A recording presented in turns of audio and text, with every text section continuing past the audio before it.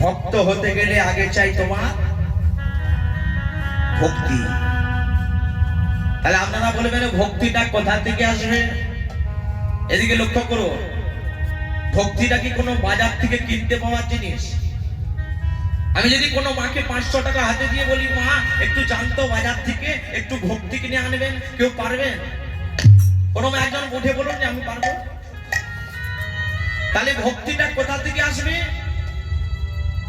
মহাজন বলছে জ্ঞান ছাড়া ভক্তি আসে না। কোন জ্ঞান? অন্তরঙ্গ জ্ঞান। দেখো, সকালবেলা যখন আপনি ঘুম থেকে উঠবেন, বিছানা পরিত্যাগ করার আগে যে যার বাবা হস্ত দর্শন, হাত দর্শন। কেন? কারণ হাতের মধ্যে সমস্ত দেবদেবী বিরাজ করে। করাগ্যে বসতি লক্ষ্মী, করমূলে সরস্বতী, করমধ্যে গুরু গোবিন্দ, প্রভাতে কর দর্শনম নমঃ। হস্ত দর্শন করে যখন মায়েরা বিছানা পরিত্যাগ করবেন, কোন পাটা আগে দেবেন? মায়ের আগে দেবেন উত্তর পা। উত্তর পা মানে বাম পা। তারপর দেবেন ডান পা, কারণ মায়েদের কাছে উত্তর পা মানে বাম পা শুদ্ধ।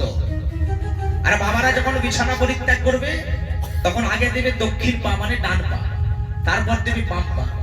পরিত্যাগ করে আগে ঘরের সকাল সকাল স্নান সেরে ঘরের ভগবানকে প্রণাম। দেখো, ভাগবতে প্রমাণ দিয়ে যাচ্ছে যে স্নানকে 4 ভাগে ভাগ করে যাচ্ছে। কোন সময় স্নান করলে কি ফল পাওয়া যায়? ভোর 3টা থেকে 6টার মধ্যে যে স্নান, এই সময় মায়েরা, এটি কোন স্নান? এটি কোন সময়? এটি হচ্ছে বাবা ব্রহ্ম মুহূর্তের সময়। ব্রহ্ম মুহূর্ত কাকে বলে? সূর্য ওঠার 1 ঘন্টা 36 মিনিট আগের সময়কে বলা হয় ব্রহ্ম মুহূর্ত। এটা হচ্ছে দেবতাদের স্নান। মানে এই সময় যদি আপনি স্নান করেন, তাহলে আপনি পূর্ণ অর্জন করতে পারবেন। ভোর 3টা থেকে 6টার মধ্যে, এটা হচ্ছে একটা। গেল এবার সকাল 6টা থেকে 9টার মধ্যে যে স্নান, এটা কোন স্নান? এটা হলো সাধু গুরু মুনিদের স্নান। এই সময় যদি স্নান করেন, পূর্ণ অর্জন করতে পারবেন। কটা থেকে? 6টা থেকে সকাল 9টার মধ্যে। দুটো চলে গেল।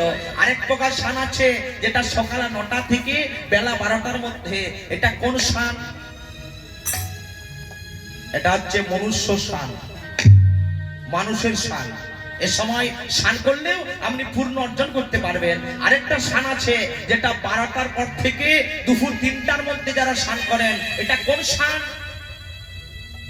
কোন দেবতা নয়, কোন সাধু নয়, কোন ঋষি নয়। এটা হলো রাক্ষসের স্নান। রাক্ষসের স্নান। তাহলে সকাল সকাল স্নান সেরে আগে ঘরের ভগবানকে প্রণাম। আসতে ভাই, ঘরের ভগবান বলতে কে? অনেকে হয়তো ভাবছেন যে আমাদের ভগবান কৃষ্ণ, কেউ ভাবছেন গোপাল, কারো আরাধ্যা দেবী হচ্ছে রাধারানী। ঘরের ভগবানটি কে? ঘরের ভগবান হলো যে যার ঘরের পিতা মাতা। কৃষ্ণ সুদামাকে বলেছিল, রে সুদামা রে, এই জগতে বড় গুরু হলো যে যার ঘরের বাবা মা। তারপর গুরু হলো শিক্ষা গুরু, দীক্ষা গুরু, তারপর গুরু হলো ভগবান। ভগবান তো বলতে পারতো, সুদামা আমি সবচেয়ে বড় গুরু। না বাবা, যে যার বড় গুরু হচ্ছে আমাদের যে যার ঘরের বাবা মা। তুমি বাবা মাকে ভালোবাসলে না, তুমি চলে গেলে তারকেশ্বরের মাথায় জল দিতে। তুমি বাবা মাকে ভালোবাসলে না, তুমি চলে গেলে বৈদ্যনাথ ধামে। তুমি বাবা মাকে না ভালোবেসে চলে গেলে বৃন্দাবন, চলে গেলে মথুরা, চলে গেলে নদিয়া, চলে গেলে মায়াপুর। এই কিছুদিন আগে বাবা প্রজ্ঞান করতে যাচ্ছিলাম, ওই যে তারকেশ্বর মন্দিরের কাছে যখন জল ঢালার সময় তখন যাচ্ছিলাম, এক ভক্ত দেখছি, মায়েরা লক্ষ্য করুন এইদিকে, ওই যে স্টেশনটা থেকে জলটি ডুবানো হয় বাবা তারকেশ্বরের মাথায় দেওয়ার জন্য, সেই স্টেশনটার মায়ের নামটা জানা আছে? হ্যাঁ, কে বললো? মা আমার বলেছে, শাওড়াপল্লী। সেই শাওড়াপল্লী দিকে এক ভক্ত দেখছি জলটি ডুবিয়ে নিয়ে যাচ্ছে বাবা তারকেশ্বরের মাথায় জল দেবে বলে। আমি জিজ্ঞাসা করলাম, ভাই তুমি কোথায় যাচ্ছ? দাদা আমি যাচ্ছি বাবা তারকেশ্বরের মাথায় জল দেব। আমি বললাম ভাই তুমি যে বাবা তারকেশ্বরের মাথায় জল দিতে যাচ্ছ, তার আগে তোমার ঘরে জীবন্ত বাবা বসে আছে, তোমার ঘরে যে জীবন্ত মা বসে আছে, ওই মায়ের পায়ে তুমি কোনোদিন এক ঘটি জল দিয়েছো? তোমার ঘরে যে জীবন্ত বাবা বসে আছে, ওই বাবা যখন স্নান করে, ওই বাবার স্নান করার জল তুমি কোনোদিনও এক বালতি তুমি তুলে দিয়েছো? তুমি বাবাকে ভালোবাসলে না, তুমি মাকে ভালোবাসলে না, তুমি চলে এসেছো এই ভোলানাথের মাথায় জল দিতে। ইনি তো বাবা, তুমি আগে ঘরের বাবাকে না জল দিয়ে তুমি এই বাবার কাছে এসেছো। তুমি কি ভাবছো এই ভোলানাথ বাবা তোমার জল গ্রহণ করবে? ভাই তখন আমার পায়ে জোরে বলছে, দাদা গো আমি বুঝতে পারিনি, আমার ভুল হয়েছে, তুমি আমায় ক্ষমা করো। আমি ভাইকে বললাম ভাই আমার পায়ে নয়, এখনো সময় আছে, তুই গিয়ে আগে তোর বাবা মায়ের পায়ে ধরে বল যে বাবা আমি ভুল করেছিলাম, আমার ঘরে জীবন্ত ঠাকুরকে বাদ দিয়ে আমি চলে গিয়েছিলাম তারকেশ্বরের মাথায় জল দিতে। যতই যাও না মন্দির মসজিদ, যতই যাও না তীর্থস্থান, বাবা মাকে না বাসলে ভালো হয় না খুশি ভগবান, খুশি ভগবান। তাহলে বাবা মাকে আগে ভালোবাসতে হবে, প্রণাম। কিন্তু মাগো অপরাধ নেবেন না, আমরা তো হিন্দু জাতি। আমি আগেই বলেছি যে অপরাধ কেউ নেবেন না, চিন্তা করে দেখুন, আমার কথাগুলো মিলিয়ে নিন। একটা হিন্দু জাতির 50 বছরের মাকে জিজ্ঞাসা করুন, কি গো মা একাদশী করেছ? মা বলবে একাদশী এখনো অনেক সময় আছে, এই তো 50 বছর বয়স। কিন্তু লক্ষ্য করে দেখুন, একটা মুসলিম ঘরের ভাইকে প্রত্যেক শুক্রবার টুপি পরছে, লুঙ্গি পরছে, পাঞ্জাবি পরছে, রাস্তা দিয়ে চলে যাচ্ছে, তাকে ডেকে জিজ্ঞাসা করুন, হ্যাঁ রে করিম কোথায় গিয়েছিলি? করিম বলে, দাদা আমি নামাজ পড়তে গিয়েছিলাম। ও চলে যাওয়ার পর আপনি মনকে প্রশ্ন করে দেখুন মায়েরা, করিম কি বলে গেল? নাম আজ, নাম আজ, নাম আজ।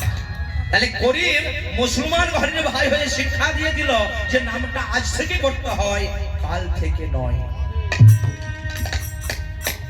এখনো মায়েরা যারা গলায় তুলসী কাঠির মালা নেননি, এটা মালা নয় গো, এটা হলো বেল্ট।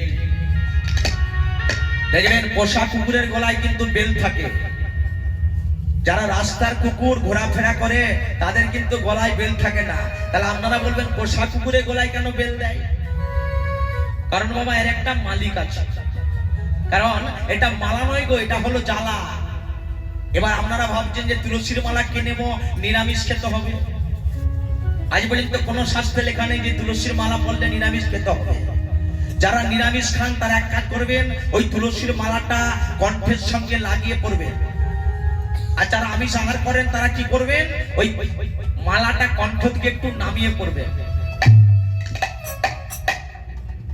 এবার যাদের মালা পড়তে লজ্জা লাগে আমি বলে দিচ্ছি, প্রত্যেকদিন যখন রাত্রেবেলা শোবেন তুলসীর মালাটা করে শোবেন।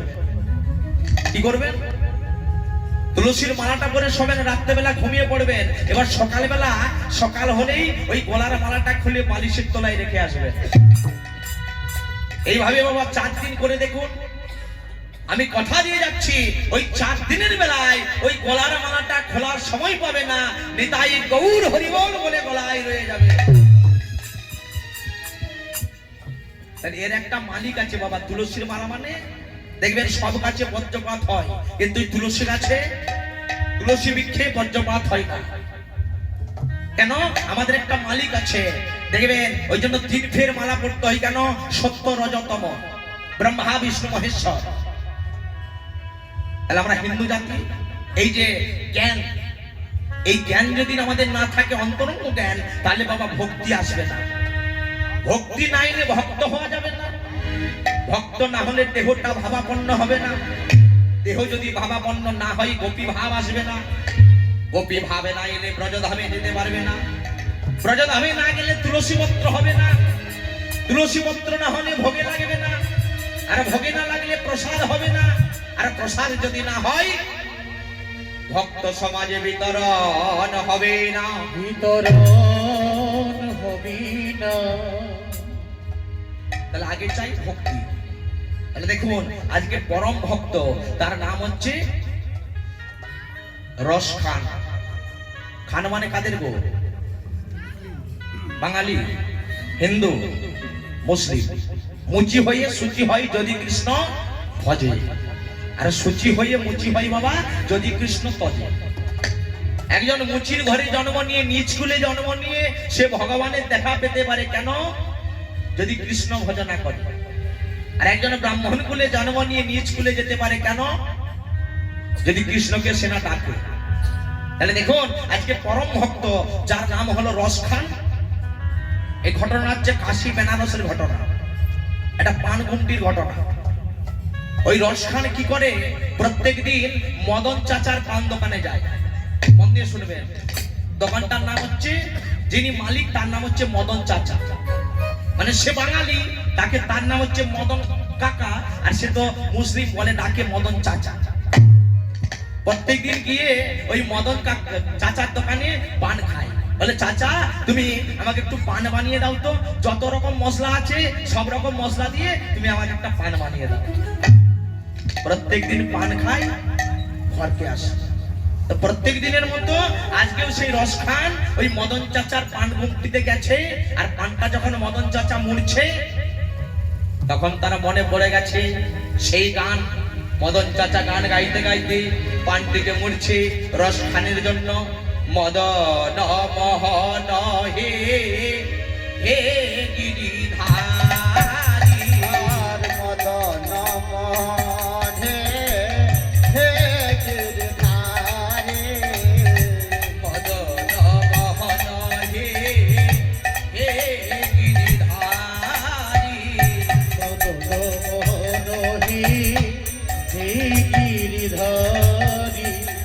আজ গোপী জন বল্লভ মুকুন্দ মুরারি, গোপী জন বল্লভ মুকুন্দ মুরারি। আজকে হাতে করবো কাম আর মুখে করবো ভগবানের নাম। আমার সঙ্গে করতাল দিয়ে, আজ গোপী জন বল্লভ মুকুন্দ মুরারি, গোপী জন বল্লভ মুকুন্দ মুরারে, মদন মোহন হে হে গিরিধারী, মদন মোহন হে গিরিধারী, মদন মোহন হে হে গিরিধারী। মদন মোহন হে গিরিধারী। মদন চাচা যে গানটি করেছে, ওই রস খানের এত বাবা ভালো লেগে গেছে সেই গানটি। রস খান ভাবছে যে এত সুন্দর গান তো আমি আগে কোনোদিনও শুনিনি। দেখুন বাবা, এটাকেই বলে হচ্ছে প্রেম। প্রেম কাকে বলে আর কাম কাকে বলে? প্রেম হচ্ছে নিজের জন্য যেটুকু করবেন বাবা সেটার নাম হচ্ছে কাম, আর ভগবানের সেবার জন্য যেটুকু করবেন মা সেটার নাম হচ্ছে প্রেম। ধরে নিন আপনি এখান থেকে কীর্তন শুনে বাড়ি যাচ্ছেন, যাওয়ার সময় হয়তো কোনো দোকান থেকে একটা ফুলের মালা নিয়ে যাচ্ছেন ভগবানকে দেবেন বলে। অনেকের বাড়িতে গোপাল আছে, গোপালকে দেবেন বলে হয়তো একটা ফুলের মালা কিনে নিয়ে যাচ্ছেন দোকান থেকে। এটার নাম হচ্ছে প্রেম। আর কাম কাকে বলে? বলে নিজের দেহটাকে সুন্দর করার জন্য দামি দামি সাবান মাগলে, শ্যাম্পু মাগলে, ফেস ওয়াশ মাগলে, বডি ওয়াশ মাগলে, এটার নাম হচ্ছে কাম। আত্মেন্দ্রিয় প্রতিবাঞ্ছা তারে বলি কাম, আর কৃষ্ণের নিজ প্রতিবাঞ্ছা ধরে প্রেম নাম। প্রেম মীরাবাই কি বলেছিল যে বিনা প্রেম সে নাহি মিলে নন্দলালা। তাই আজকে ওই মদন চাচার গানটি এমন ভালো লেগে গেছে, সেই ভক্তের নামটা রস খান। সে রস খানও তখন ওই পানটি নিয়ে যাচ্ছে, যেতে যেতে সেই মদন চাচার গান। মদন মোহন হে হে গিরিধারী,